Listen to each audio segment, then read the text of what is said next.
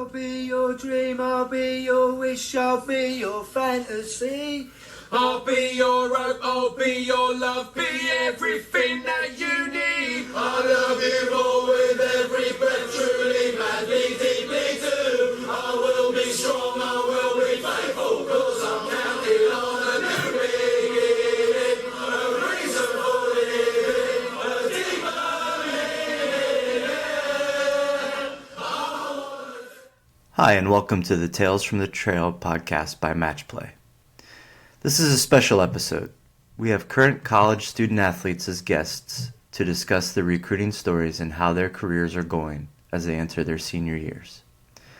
Michael Meese of Trinity University in San Antonio and Augie Cooper of the College of William & Mary joined Justin Chesum, the men's coach at Christopher Newport University, and I in a conversation that covers a lot of ground, including their individual recruiting processes, their experiences as teammates in college, the transfer portal, how their careers are going, and a little reminiscing.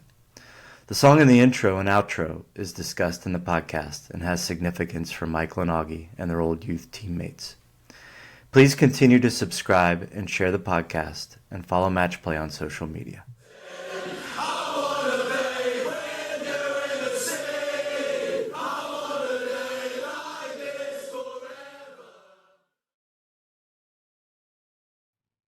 Both of you had fantastic offers from your absolute favorite coach growing up. And it's a beautiful school with great academics right around the corner from your house. Your family can come watch you play all the time. And neither one of you said yes. And I mean, it just, what an eye-opening thing. Maybe you can help the audience and explain to them how you can make such a terrible decision to choose other places. It was just, wow, what a surprise to everybody. And Mike, you got it? Yeah. Augie first. All right. Yeah, I mean, so I'm Augie Cooper. I decided to go to William & Mary over CNU. Those are my two top offers. So yeah, I think main reason is I grew up around both programs. I think more so William & Mary just because it's 10 minutes away rather than 25 minutes away. Going to the camps every summer, just getting to know that team kind of by being around it and just going to see games. I had a great experience on both my visits at CNU and William & Mary. I think what it boiled down to was just I did want to go play D1. William & Mary was my only D1 offer, and that's kind of what I wanted to do since I was little. That was kind of my main goal. And, I thought William & Mary would be the right fit for me. Not that CNU wouldn't be the right fit, but I just chose William & Mary over CNU. Sure. I mean, look, bud, you grew up on that campus. You knew Coach Norris for a long, long, long time. And I would imagine that you've had dreams of playing for that team when you were a little kid. And then I get it, man. I mean, how many conversations did we have about this? It's like I totally understand the process with you. And, as soon as Coach made the offer to you, we kind of knew it was coming too. I was kind of hinting to you, I think it's coming soon. And so, no, I think you made an awesome decision.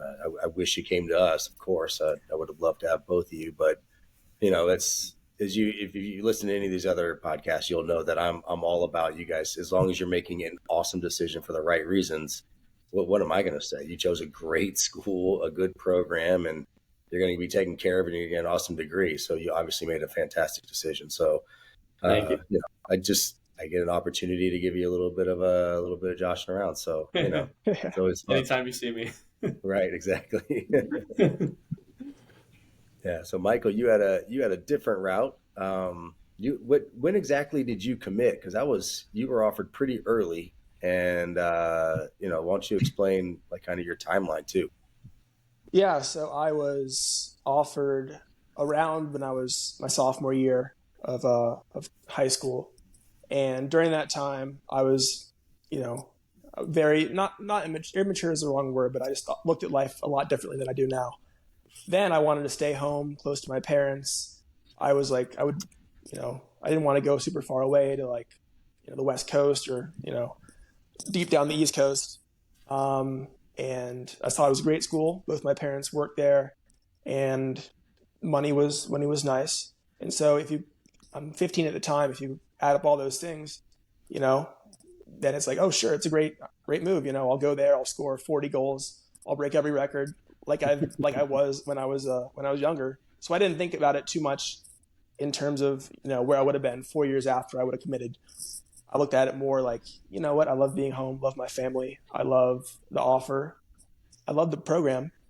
But I kind of looked at it more just in an immature way than rather where would I be in 4, 5, 6 years. And then unfortunately, COVID happened, and I was in my bedroom for a year straight, my senior year of high school. I had no season my senior year. Same with Augie. No season really my freshman year of college. And same hometown, the same small group of friends and family that I'd been around with my entire life. And eventually I was just like, you know what? This can't be it for my story in college. I have to grow up. I have to move somewhere different, make new friends, meet new people, experience new things. And I was like, you know what? I want to go. So I didn't know exactly where at the time when I was in the portal. But it ended up working out really well. But thankfully to you guys in this chat right now. But it worked out really well for me. So I'm very happy I ended up in Trinity University in San Antonio. So Yeah, Cheese, hey Cheese, let's give a little background on these guys and then hang on to that question, okay? Sure. I don't mean to go in the background or the conversation, but go ahead. You want me to give them some background? I can do that. So if we you'd got, like to. Yeah, well, we got two buddies that have been teammates for a long time here. We got Augie Cooper and Michael Meese. They've been teammates through the Virginia Legacy Soccer Club, and then they were teammates at Jamestown High School, and then teammates at William and Mary. And actually, I remember the first time I saw these two boys. They were, I think it was U10, and you guys were the Williamsburg version, and Coach Shaw was coaching the East End, and Coach couldn't be there. Something was coming up, and he gave me a call. He goes, "Hey, man, you got to cover this game, and you can't lose. You have to win this game." And I'm like, what is this? They're 10. Like, what are you talking about, man? But he talks about, he goes, "Look, they've got two kids that I want on my team next year. If you lose the game, then, I'm not going to get those kids." I'm like, I don't even know who these kids are, no big deal. So I go to the game. I'm coaching the game. I know our boys a little bit. Sam Weber's out there and some of these other guys and Riley Coggins and some of these goofballs. And the game's really good, and it shouldn't have been. I thought that our team was better than your team, but you guys had U2. And so, the boys were really struggling handling Michael, and then Augie was cleaning up everything out of the back, and it was a really, really, really tight game. And I remember calling Steve at the end. I said, "Well, we won the game, but I see why you really want these two boys. I mean, these two boys are going to really kind of change the trajectory of this age group." And so you made the jump. Did anybody else come over with you two? Was it just you two?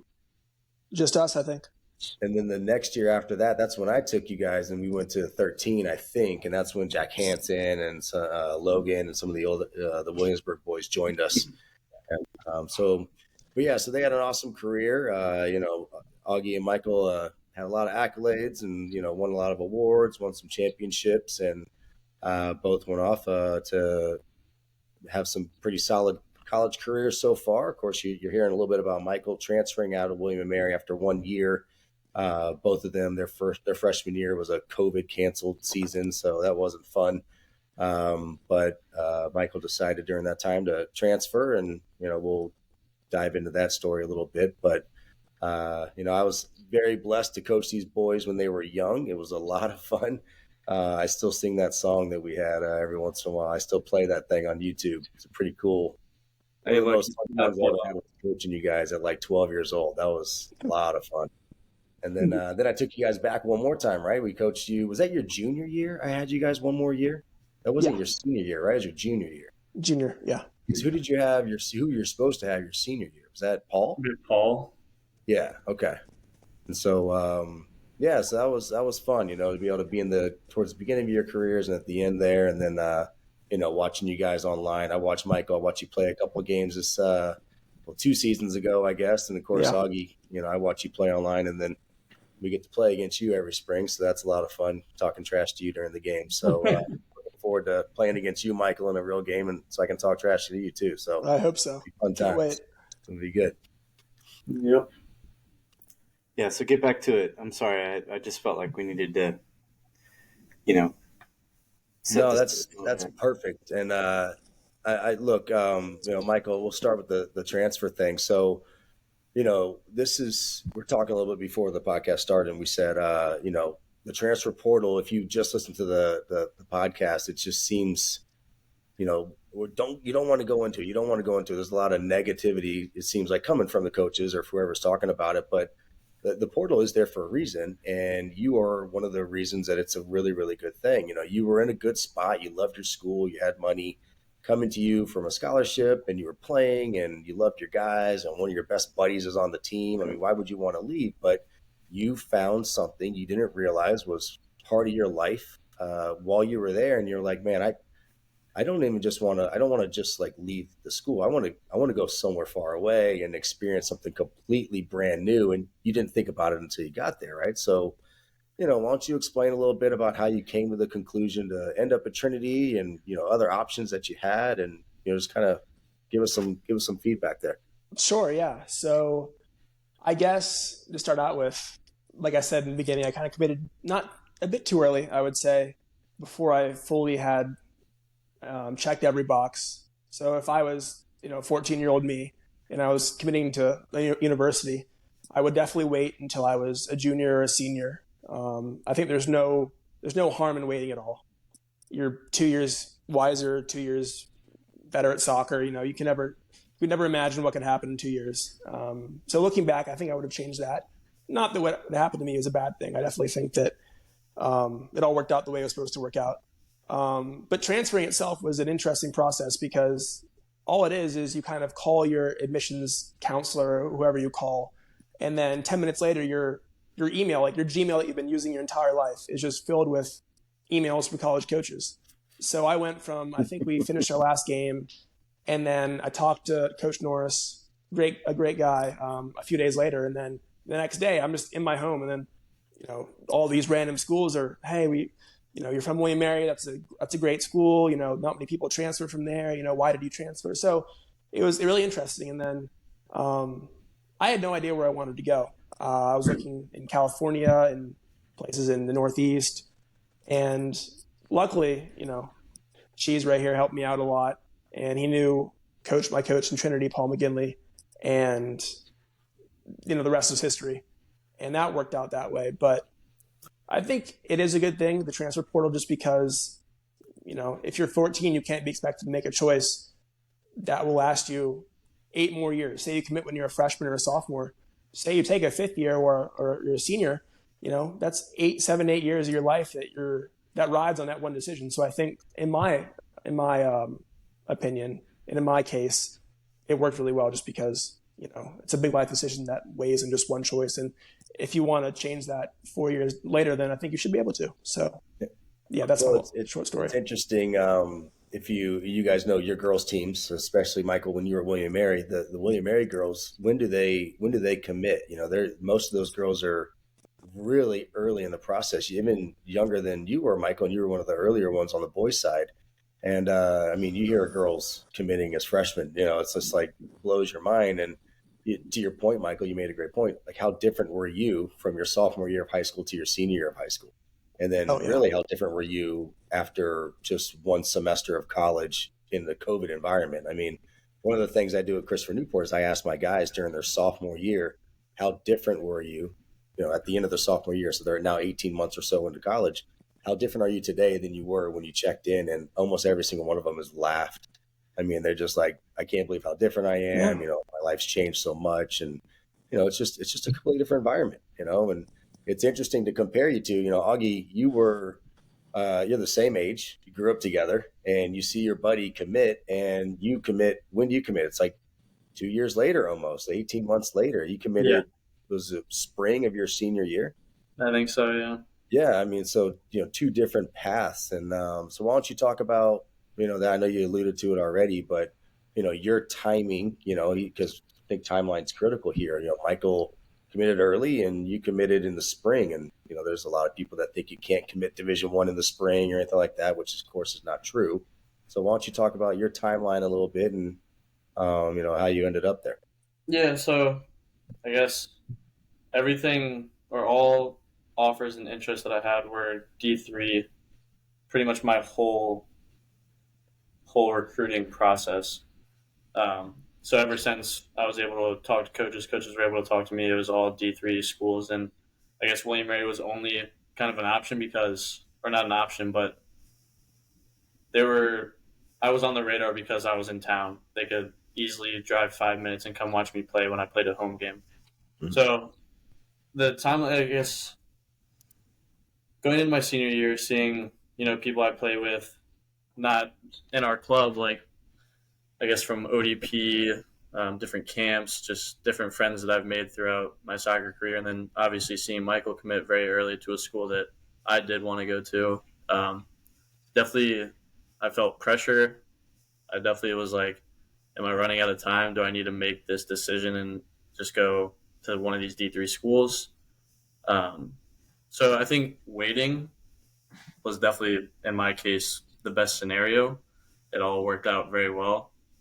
Um, so yeah, when I got that offer, it's definitely worth all the waiting and kind of that struggle, emailing all these coaches, not getting responses, not getting looks, and all that. So I think it all kind of worked out how it was supposed to, even though the timing was a lot later than most people.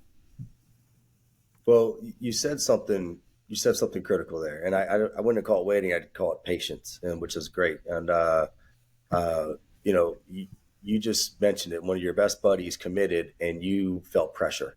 And I can't tell you how many kids I've heard that from. We've talked about the girls' side as well.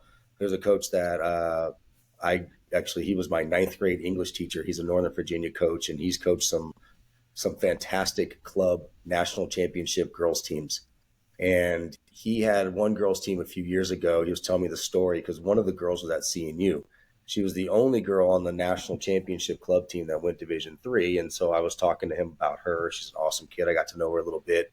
And I said, well, talk about all the other girls because he had some rock star kids that went on to really big time places. And he kind of looked at me a little bit dejected and said, 9 of the girls that were committed that went to the Division 1 schools or went to anywhere, I should say, 9 of them all were in the transfer portal and left within a year. 9 of them. And I said, well, what happened? And it was just like most of them committed so early. They took an offer right when they got it. One girl committed, and the next within a week, 5 more committed for that exact reason, what you're talking about, Augie, where they felt, man, I got to commit. Susie committed. I got to commit too. I got to commit too. And it's you waited. You were patient. You had other offers. You had some schools that were reaching out to you, but that didn't feel like home. I'm assuming. Yeah, Otherwise, you would have committed to those places. yeah, And it's good to be patient. It's good to make that decision because at the end of the day, if you don't love that other school and you end up not playing, yeah, you're not going to stay there. Let's be real. It's not exactly. worth it, of course. So Yeah. I think another thing, not even just like soccer teammates and friends that I have were committing. It was like other sports at my school were committing. Like our class, me and Michael's high school class, we had a good amount of D1 commits, and I'm like, I'm gonna look like the worst athlete in the grade if I don't like commit now or commit like to a D1 school. But I sure. mean, I don't think that was the main reason. It was just once again having that patience to like I really want to go to this one spot, so not jumping the gun and kind of doing something that I would regret later down the line. I think that's a big thing, and I don't think I really realized I was doing that, but I think just Yeah. having my eyes set on that one goal helped me get through all that. You also had a really good offer that you were like, all right, if I don't get this other offer, I've got this awesome home that I'm going to really enjoy and love. And I'm kind of joking here, No, but at the no, same as much as we joke about that, that's right. exactly how it was. But, and, like obviously we're talking about our relationship here and my offer to you. And this is something that is critical that a lot of kids don't know. There are coaches out there that'll say, I need to know in 48 hours. I need to know you have 2 weeks. You need to let me know in 2 weeks. Sometimes they're telling kids that are like early in their junior year, Mm-hmm. which that's fine. Like I'm not attacking a coach here or anything like that. They want their program to run that way and they're going to get kids that way. And I totally respect that. And sometimes they get some really good monsters that way, Yeah, but my offer to you was, look, I love you, kid. You can come play for me. I know that you have a dream school, and I get that, and I respect that. So why don't we wait it out until then? But if you'll remember, what did I tell you? And this is something that a lot of kids, need to also understand. You may get that offer, and you may be granted the chance to wait. And you asked me, you said, look, I'm not ready to commit, which I respected. And we talked timeline. And a lot of kids don't do this. A lot of kids they'll hear, look, I only have 48 hours. I need to make my decision in 48 hours. And a lot of kids will panic commit, or they don't know what to do and was all of a sudden not talk to the coach for a while. And, but you did something that you should have done. This was your time. This is your money. This is your 4 years, and your family wasn't ready. And so you told me, Coach, can I wait? Like, we've got more tournaments coming up. Coach Norris wants to see me in some of these bigger events. We had some big tournaments, some big games. And yeah, I mean, that's how important you were to me. I was willing to wait, And so I'm saying this because I think that a lot of kids, they panic. And you don't realize that you could tell a coach, look, I respect your timeline, but that doesn't match my timeline. Yeah. I would love to wait until I get through the NCFC showcase and then the ECNL event, or, whatever events you may have. Like, can you wait? And so now you're going to kind of learn a little bit. Maybe the coach is like, no, I have to know. And now you got to have a little bit more different discussion. But sometimes the coach is like, look, great, that's cool. How about we wait until after the first tournament? And this is what I told you, Augie, I have to recruit assuming you're not going to commit to me. Yeah. At the end of the day, I ended up not getting you, but I ended up getting somebody else, which is great. I love that kid too. But I had to continue committing, and recruiting. Yeah. I couldn't just wait around. So, at the end of the day, what we're talking about here is having the proper discussion. You had a discussion with me. Now, you obviously had a comfort level with me since I was your coach for club and everything, but you have to get that comfort level discussion with the college coaches that are offering you that you may want to go to school there. And if they give you something that you're not prepared for, you need to let them know that you're not prepared and you need some more time. Can we discuss a new timeline? There's absolutely nothing wrong with that. And you did that. That was great. And I think that's something that's a message that a lot of kids need to hear. Yeah, I think I definitely got very lucky, having the relationship with you that I did, and just you being so flexible. But I think going off of having that level of comfortability, I think that's something, like, if you're talking to a school and they give you that hard deadline and you try to, say, I'm not ready for this, it's getting you to a point of comfortability with that coach. Like, it's building a relationship with him, continuing the talk. And, like, if you do end up going to that school, you kind of have, like, he knows you're honest. And, like, I feel like it builds some trust and kind of builds your relationship with that coach down the line. That's a great point. Yeah. And if I can chime in, like, from a parent's perspective, sorry, Augie. I thought you were old enough that I don't embarrass you anymore.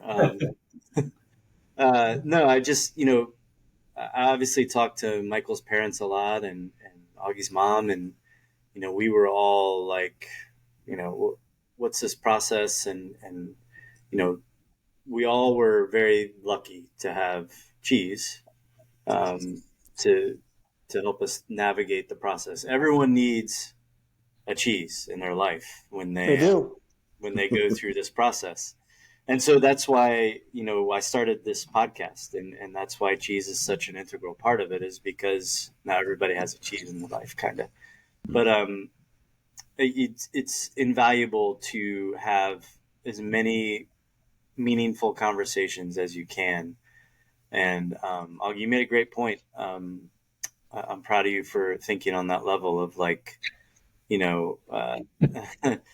developing a relationship with someone so that they trust you. I think that's fantastic. And I think that everyone should really strive for that when you're going through this process, because you're going to have to deal with the coach that you commit to for, well, in Michael's case, only a year, but no, I mean, for a pretty long period of time. And, you guys will be friends with Cheese forever. I mean, it's because of the relationship that you guys established with him. So I just wanted to throw in from the parents' perspective. And you do feel pressure. Like, other kids start signing and you're like, well, when's my kid commit somewhere, that kind of thing. But you just have to trust the process and not give in to those feelings of, missing out. Yeah. Oh, go ahead, Augie. Yeah, I was gonna say, off of that, I feel like you and Mom definitely did a good job, kind of giving me my space when I was in that situation, not saying, "Oh, you need to do this, you need to do this." Like, all your friends are doing this.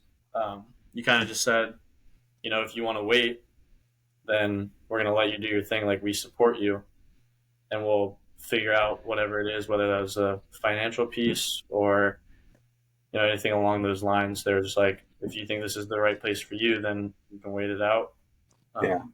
I think I just pushed you to talk to Cheese as much as possible. You're like Cheese AI. Yeah. That's true. But I think there needs to be more people like Cheese, and like there needs to be more conversations with kids and parents and coaches, because if you look at how many kids are either at a school that they don't like and are kind of going through the motions, or a kid who's in the transfer portal, or a kid who ended up at this school because that was his, like, he just went there just for the sake of it. There needs to be more continuity between like a college coach, I believe, and like parents, players, and their club coaches, so that there's more of like a fluid transition from like a club to a college. Because I just think that it's such like, it's a weird process, the whole college commitment things. And I think a kid who's 14 and a parent who's never, like my parents, never played soccer in their entire life. I was the first kid that ever, first influence of soccer into their lives. And then my dad has no idea what soccer is. We're talking to me, who's the first kid. And then it's like all these different things. It's like, okay, well, there should be people dedicated to talk to these people, or some type of environment where it's just being honest with each other, which I think this podcast already is doing a good job. But yeah, that's just one of my thoughts that I had. No, I mean, that's an excellent point. And, even without the college background, there are resources, of course. Every club has resources, but to be able to talk to specifically a college coach in the business, in the recruiting process, I mean, it's changing all the time. Yeah. And just because there's a kid in the club that went to this school 5 years ago, that doesn't mean the next kid that's similar to him is going to go to that same spot, and it's the same fit, and it's the same, like, it's everybody, right. Every single one of you has a different journey. Every single one of you has a different background, a different story, a different financial situation, different desires, different social. I mean, look at how different your social requirements became. Like, what did you want socially out of your college experience compared to what you wanted it socially out of it when you were 15 years old? I mean, it changed dramatically. And every single one of you guys is a different character. I mean, as much as we had an awesome team with some pretty good continuity on that team, every single one of you guys was a completely different character, right, with completely different dreams and aspirations. And that means William and Mary and Christopher Newport are not the perfect choices, and Trinity are not the perfect choices for all of you. They ended up being that way for you, Michael. It ended up being that way for you, Augie.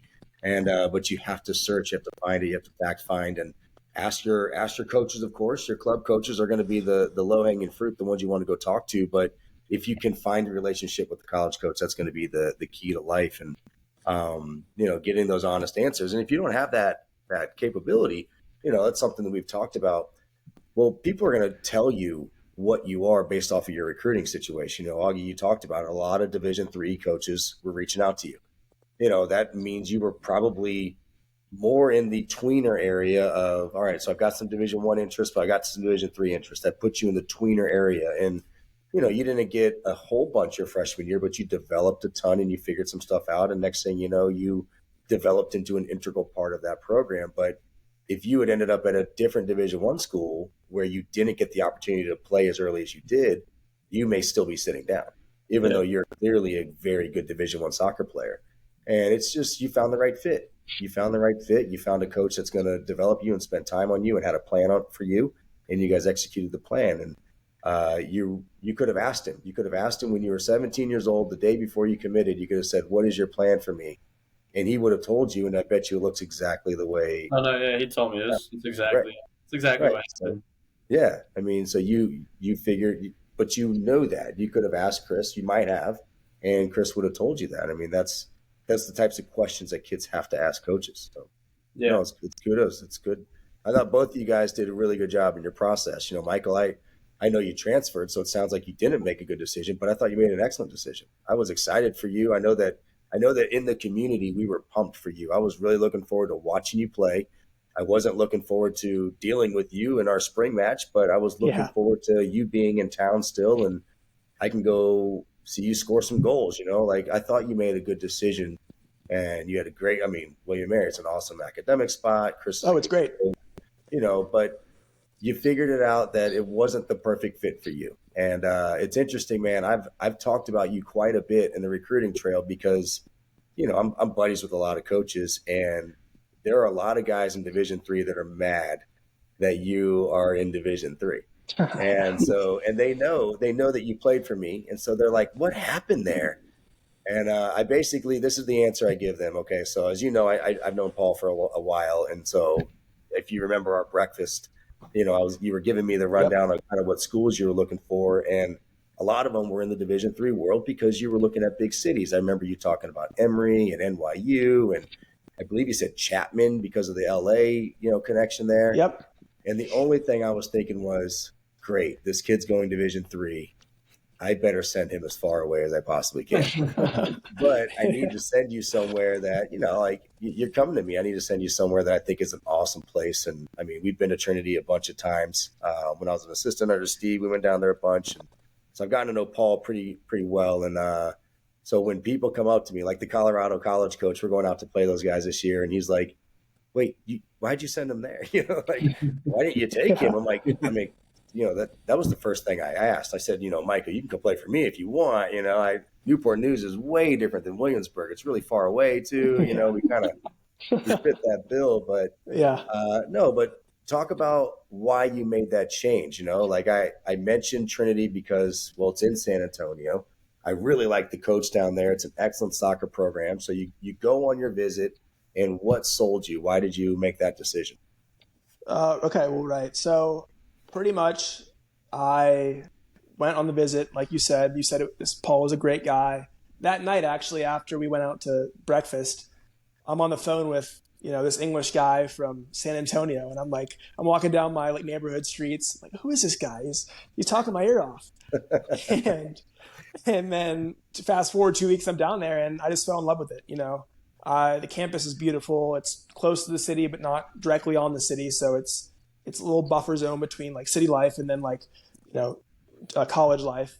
And it's always sunny here. I love the sun. I felt like the coach had a plan for me. Of course, Paul, he's a great guy. He's a great coach.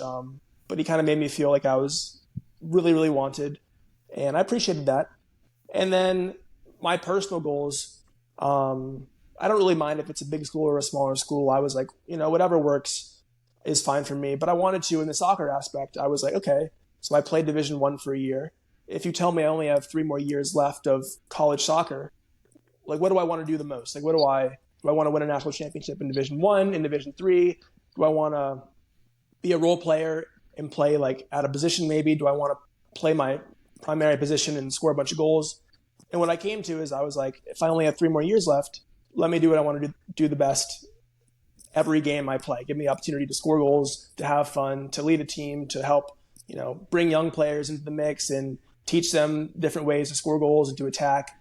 And so originally going into college the first time, I didn't know that I wanted to be more of a role model and more of a leader amongst a group.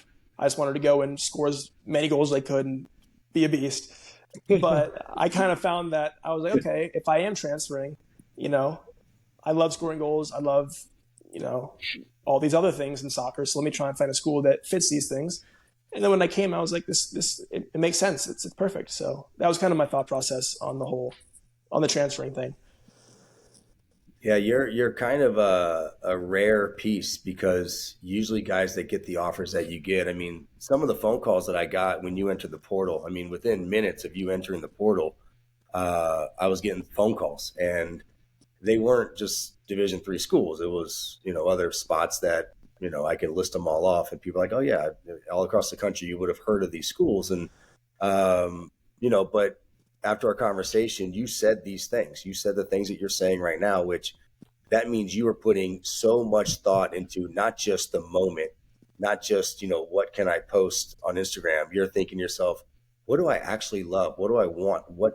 Where can I go get the most, for my experience? Yeah. And you put aside anything other than what's the absolute best school for me. And that was so, obviously I don't want to play against you, but I was really excited that you went through that thought process. I mean, you just mentioned a couple of comments right there that a lot of kids don't even think about.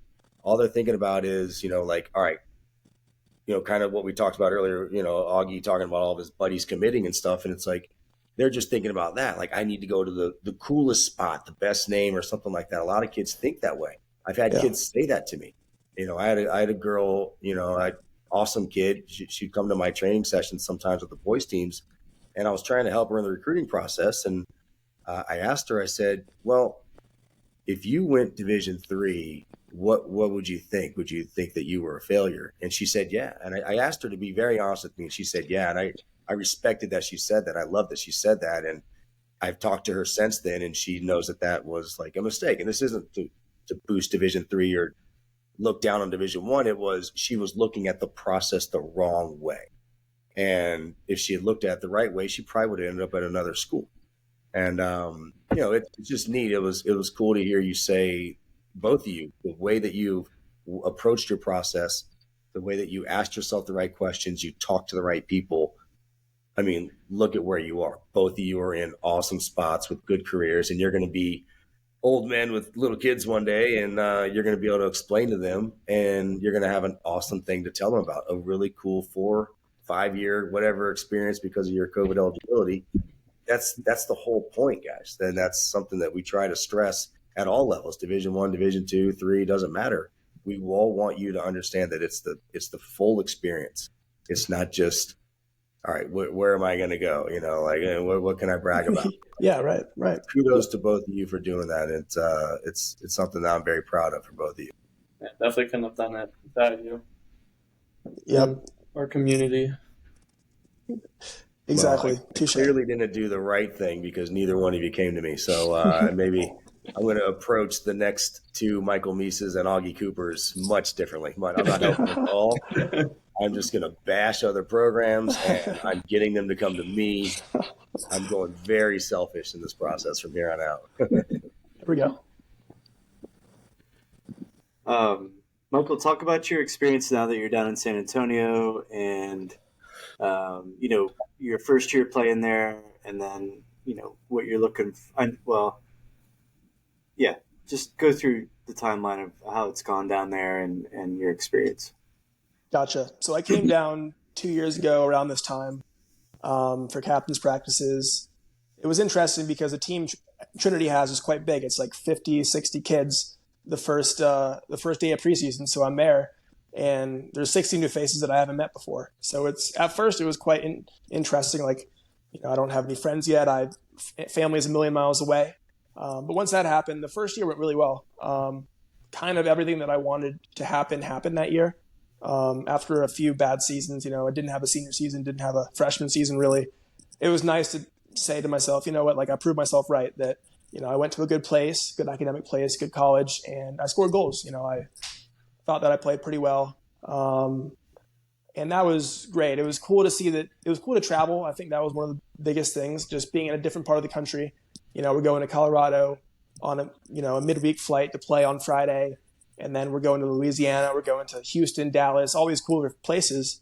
We went to Seattle for our playoff games. So that was a cool aspect that I didn't think I would appreciate as much as I did. But looking back, it was a great year of soccer. And then fast forwarding to last year, I came in.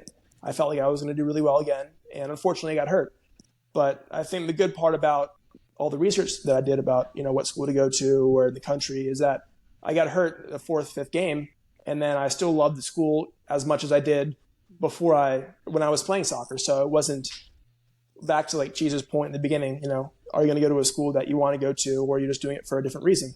So I guess those two seasons are very, contrasting in terms of success. But then, this is going to be my third year here, and I'm hoping that I can replicate the form I had my first year this season. So, yeah, that's a long summary.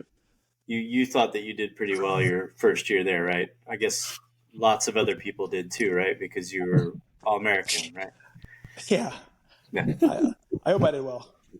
Humble Yeah, brag. I think that goes he back was to this that Cheese, you've always said this saying. I'm sure you've said it a million times in this podcast. It's like, would you be happy at this school if you weren't playing soccer? Like thinking about that before you make your decision. I think that was one of the biggest like staples in my recruiting process. Like thinking about schools. It's like if I sure. were to get hurt, if something were to happen to me, like where I couldn't play soccer, would I still want to be here? Would I still want to, you know, just be in this environment, Yeah, experience all the things that school had to offer? I mean, that's the only question. Truly, the only question. Like if you can answer that question properly, then you're going to make a good decision. And to Michael's case, he got hurt, so he actually experienced it that way. But the other big reason, the more common reason for a kid to not play is we don't play you. I mean, Michael, you said 60 kids. Like Yeah, that's obviously very big, and most of us are in the 30s or so in Division 3.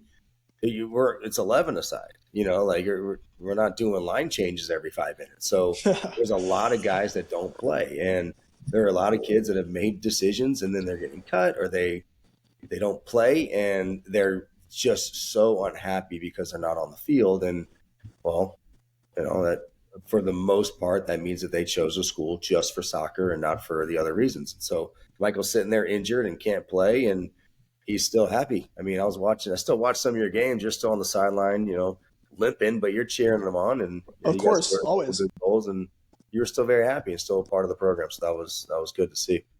Yeah, Yeah, I was really, really happy you brought that up, Michael. I was like really happy for you that you said that you weren't, just miserable. Not, I mean, obviously you're miserable not playing soccer probably, but you had other things going on at the school that Mhm. kept you happy and content, so to speak. So of course. uh, Yeah. glad to hear you say that. Augie, talk about your experience and COVID year and what a mess that was, and you know, going into your first full year. Yeah, so COVID year, we had 6 games in the spring. I think throughout the whole spring, I played 60 minutes maybe. And the first game that I started was against JMU. I got my COVID shot the day before. My armpits were swollen, and I felt like shit. That was the first time I started, the last time I started that season. Um, but then, yeah, so sophomore year, started getting a little bit more minutes. Um, I was at that game. They subbed you out pretty quick. yeah, no, it was pretty Yeah. quick. Oh, it Yeah. happens. It happens. That's life. Yeah. I got pictures of you, standing Yeah, there. I still played the game. Like, I was still there. You still played more minutes than your father and I combined in Division 1. So we're still very proud of you. Very proud of you. Thank you. I appreciate it. No, but so then going into sophomore year, still kind of towards the bottom half of the roster, getting more minutes, but still not where I wanted to be. And it was definitely motivation. I definitely started, take a step back, and I was like, all right, I need to really if I really do want to play and I really want to make a difference on this team, then I just have to start, doing more than what I was already doing.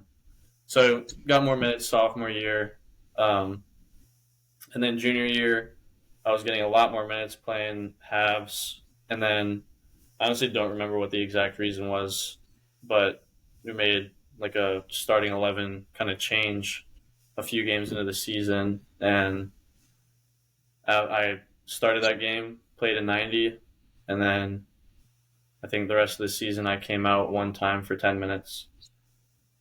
So that was the most minutes in a season I've played in my life.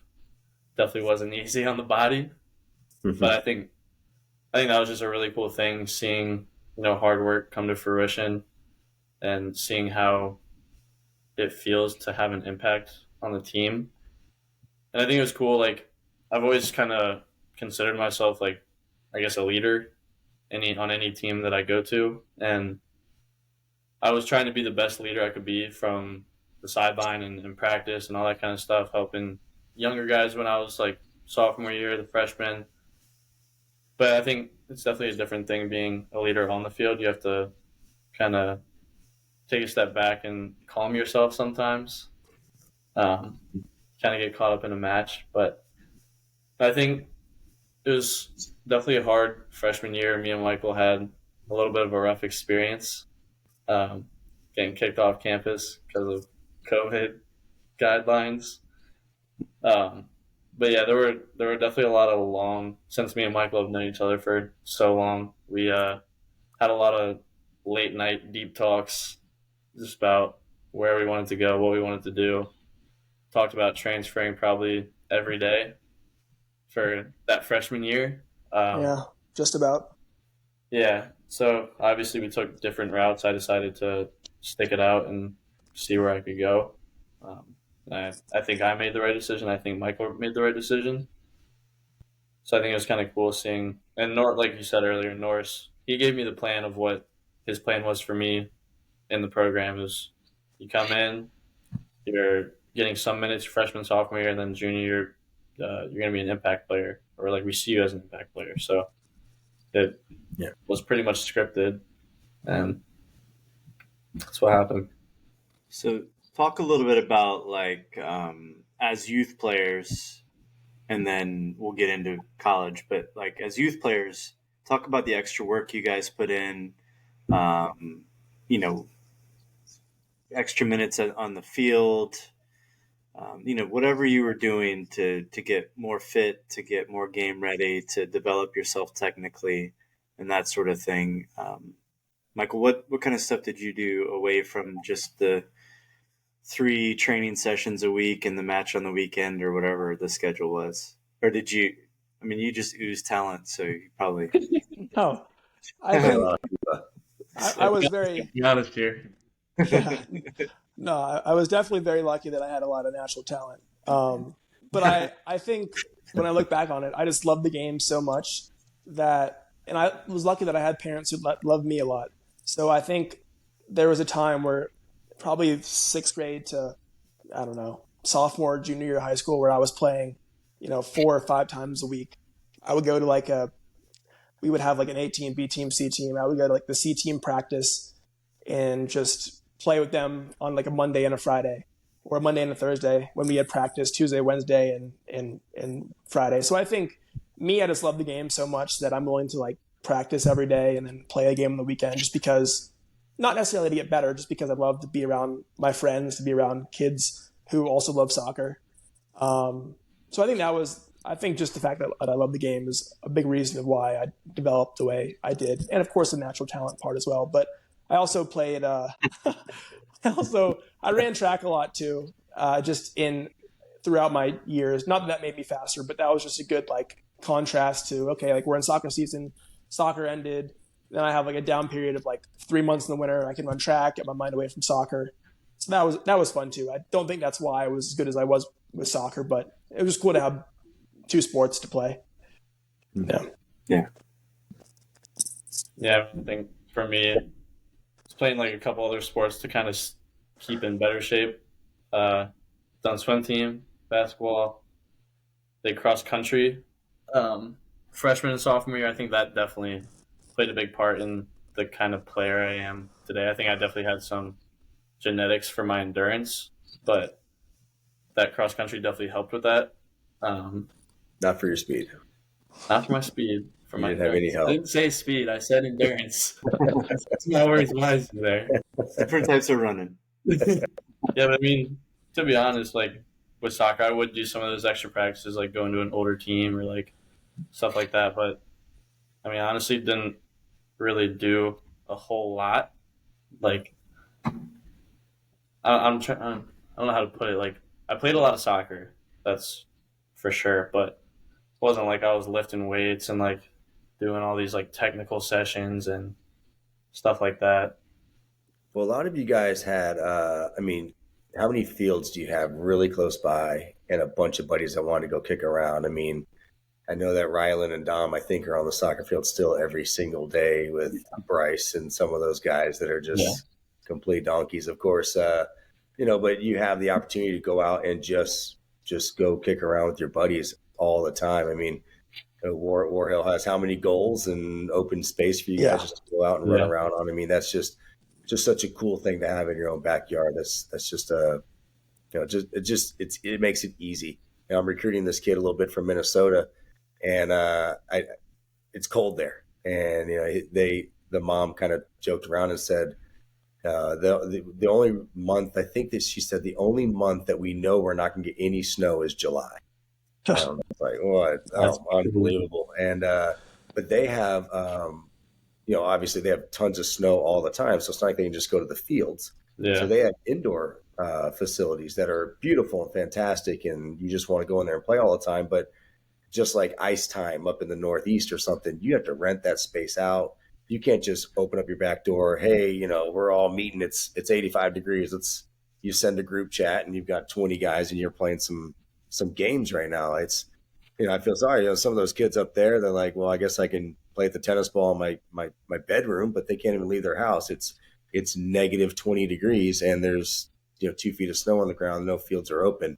So you guys are in an environment that allows you to do that. It's really cool, and you got a lot of buddies that wanted to play. And I feel like most of the kids that we're recruiting fall into that category where they have a cool, high school field or something right around the backyard. They all go meet up and kick around, and just doing that's pretty cool. You guys also had another coach, Mr. Kamara there, that was trying to keep you guys fit as much as he can, and you guys had a lot of opportunities to, of course, do something more than just your scheduled club practices and games. So I know you guys were taking good advantage of it. Oh, no, yeah, of course. I think the past 2 summers, of course, bar the ankle surgery I had, but I think I touched the ball every single day of the summer, last summer and the summer before. And then the COVID summer that we had, funny enough, me and Dom and my friend Adam, we went out to the field every single day. I think from probably when school ended, like May 13th, whenever that COVID date was, to May 13th to like July, right when I went to William Mary. So the past 3 summers, every 5 days a week, I have a soccer ball at my feet in some capacity. So yeah, that's great stuff. Yeah, I was going to ask how things changed once you kind of got settled into college, and you felt did it change the way you felt about soccer, or did it just make you love it more? Yeah, I guess at Trinity made me love it more. I mean, we have our season in the fall. We play in the fall. I guess the day after the season ends, 2 weeks go by, and then all the guys are doing captain's practices 3 days a week. And then come the spring, the first day we can come back to campus, we set a schedule. It's like, okay, we're doing Monday, Wednesday, Friday. And we have a team of 60 kids, so we get 40 out there, split it up into 4 groups of 7 or 8 with some goalkeepers. And from February or January, whenever school starts, to the start of our spring season, and then after our spring season to end of school, every week we're playing 3-4 times a week. Obviously not every kid, but for me, I love the game so much that I'm playing all the time. So for me, I love the game, whether I'm in college, whether I'm in high school or middle school, whether I'm in winter break, summer break, it doesn't matter. I play it all the time. Yeah, I mean, I'd say pretty much the same for me. Freshman year, obviously, with COVID was different. It's kind of just a weird situation for anyone going through it at that time. But, as things kind of started getting back to normal, started getting more fun, started loving the game, or just as much as I did before that COVID season. And I think it's super fun to play at a very competitive level and just working hard every day to, support your team, support your program. But if we were talking about what we were doing extra, if we went back to that, it's different than high school. I actually started lifting weights in college, so I touched a weight for the first time, other than my weight class in high school.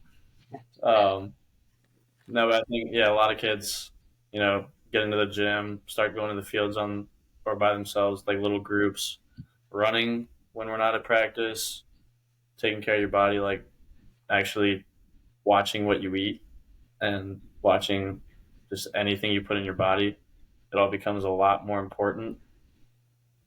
So I think it definitely changes a lot in those aspects. But once you get back to it, it's still the same game you fell in love with when you were like 3 or 4 years old. Yeah. And then I guess one transition from high school and middle school to college is, I guess in high school you have, your parents drive you to practice all the time, and you have like a few kids on the team who don't care about soccer, a few kids who love it, a few kids who are really good, but it's a varying group. But in college, some of the best moments I've ever had are just when we're at practice and those like few kids that just love the game so much. They're passionate.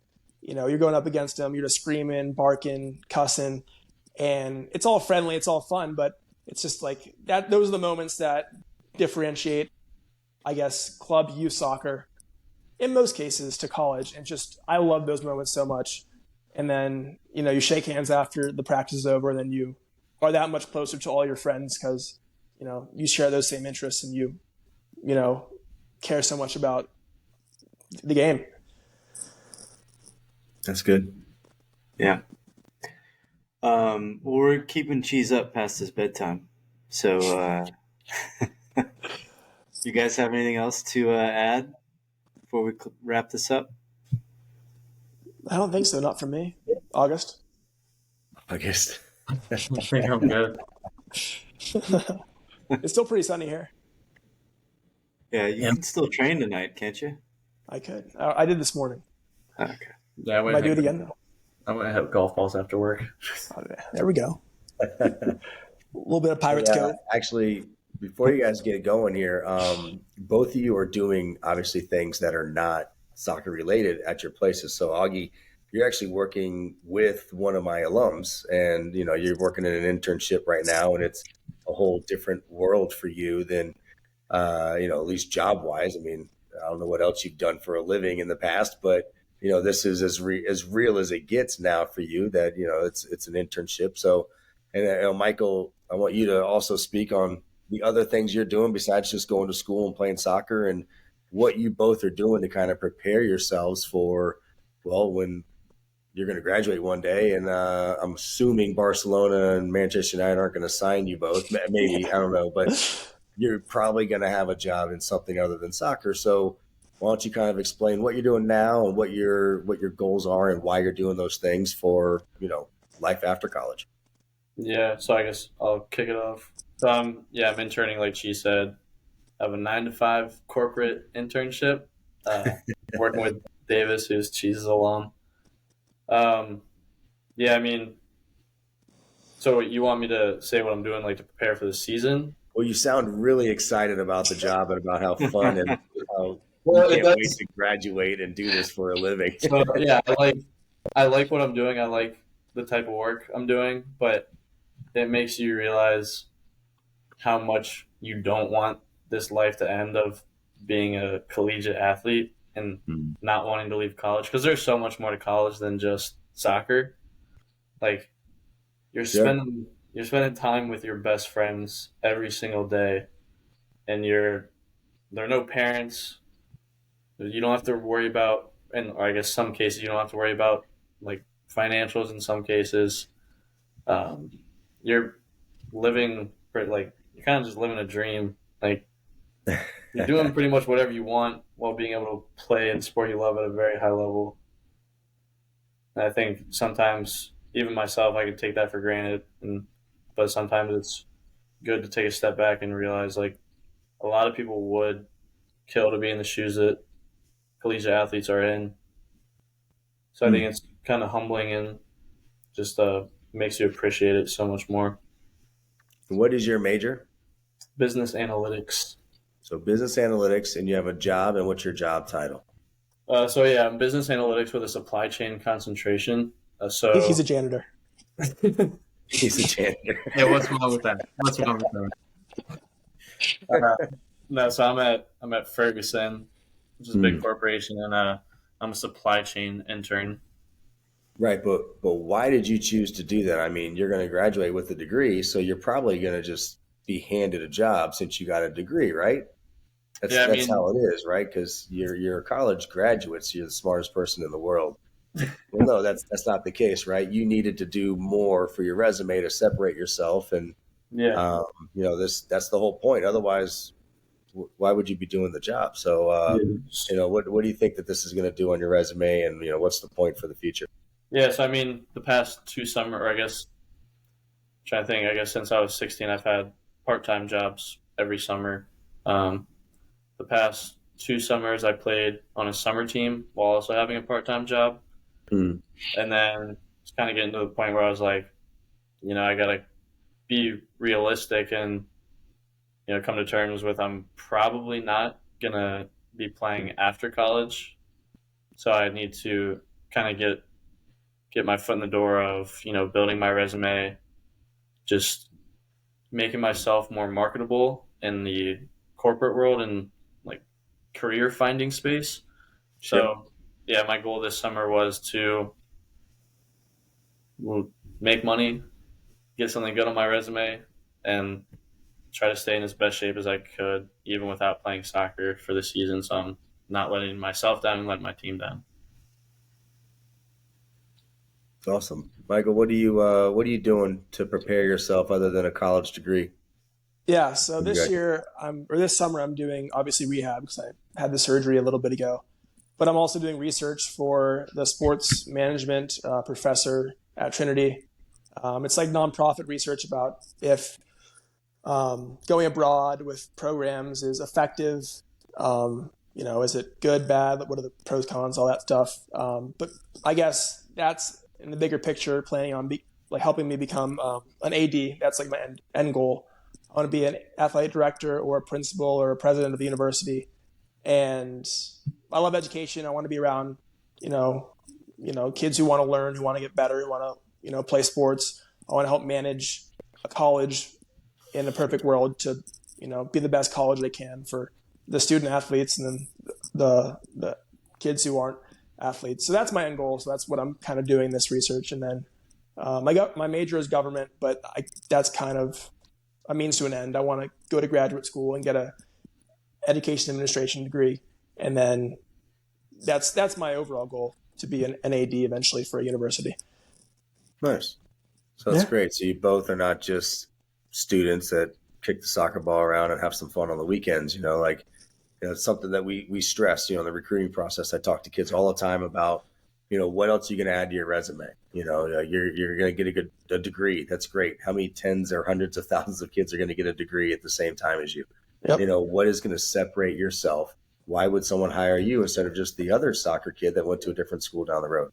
And so, it's great that you're doing that. It's great that you picked up some stuff and you've kind of narrowed down what you want to do for, post college life. And you're doing things that are going to push you into that world. And, it's a scary world, but it's a fun world, man. So, I'm proud of both of you. That's cool that you're doing that. It's great that you're doing great things. And, it's funny how far you've come in. What has it been? 13 years, 12 years since I first met you guys? Yeah. It's been a while. Hey, speak for Michael knowing what he wants to do. I'm still clueless. That's all right. Oh, yeah? That's not a bad place to be. I'm still figuring it out. You still have time. Yeah, still have time. Plenty of time. We'll figure it out one day. Yeah. We'll work together. How's that sound? Yeah, that's cool. We'll collaborate. Sounds good. Yeah, geez, they've come a long way, haven't they? Yeah. That's funny. They used to be cute and cool, and now they're like talking about getting jobs and drawing dirty pictures on the back of your truck. And that thing that Alexio drew on my car, even after I washed it, I could see it. Like if the sun hit the window at the right spot, you could still see that thing. And it might still be there. I know that people were driving by my car like, "Hey man, wipe the thing off." That's hilarious. Should we do the outro music as the song we say? What's that? Oh, the outro? Music? Yeah. Hey, I'm definitely putting it down as the intro for when I post this podcast. Oh, that'll be a beautiful one. I still listen to that song. Yeah. I saw it on Instagram the other day. It actually gave me the chills. Well, we're talking about it, so it's probably going to pop up on your feeds and stuff. So be ready for it. Yeah. But I hadn't thought about that song in so long, and the same exact video came up with those guys in the pub singing it. Yeah. Well, so since you let's guys tell are all that story. 21. You guys What's tell that? the story of that song and how it came to be and whatever, because it was really cool. I feel like that's Well, you, Cheese. I think you can. How old were you guys? Were you 11 that year? Around like then. 12 probably. 12 maybe? You know what? It was the first year we went to U13 because you guys were still with Coach Shaw, and he went to China, and I kind of took you guys over at 12 at the end of the season. You guys had started your State Cup run, and they gave me you guys to finish off that season because I was going to take you guys in the fall, and that's when we introduced the song. And so it's Savage Garden, right?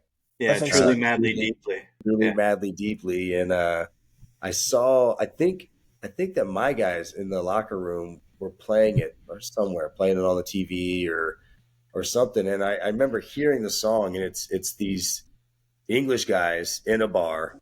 They probably had a few pints, and they're singing "Savage Garden," truly, madly, deeply. But they've got it's English soccer. They've got chants, they've got songs, and it just the whole time you're listening to it, you're like, this is kind of cool. And Scott, was coaching with us, and he had a speaker, and you guys were playing music at pregame, and I'm like, all right, let's turn this on, let's see what happens. And it started off with, let's just make this our song. But then, I don't know if it was immediately or what, but within, a couple of weeks, you guys learned the lyrics, and it just became, It was our walkout song. We were kind of obnoxious. I would have it, I would be holding it, and we would all be walking in a pack together. Yeah. We'd all just we'd just be singing, and everyone would be looking at us like, what the hell is Everybody in the park would stop and look because all these 12-year-olds are singing, and these two old men are like, pumping up these kids. But the coolest thing, a couple of things were pretty cool. Like guys like Logan would get emotional singing about it. A couple of the chants he'd get really aggressive with it. But the absolute coolest thing was we would play that song, we'd walk up, people would be staring, and then we would dominate the game and win 6-0, and then we'd just leave. We'd get out of there and go get some food. So it was a pretty epic year of singing Savage Garden, playing some soccer. It was pretty cool. It was like your guys' version of the haka that the New Zealand rugby team did. Yeah, that's right. Because we were all latched onto each other. We'd walk out together, and we're all singing. And that's what it's all about. You guys are a little embarrassed at first, but then after a couple times, you're like, we're singing as loud as we can. It was definitely a progression of how many people knew the lyrics. So there were a couple people at the beginning who were I'll be a dream. And then everyone's just blasting it. Yeah, by the end, people were getting pretty pumped about it. That was one of the coolest moments, man. That was a fun year of soccer that year for sure. That was awesome. It was very much. All right, that is a good note to end on. All right, hold on.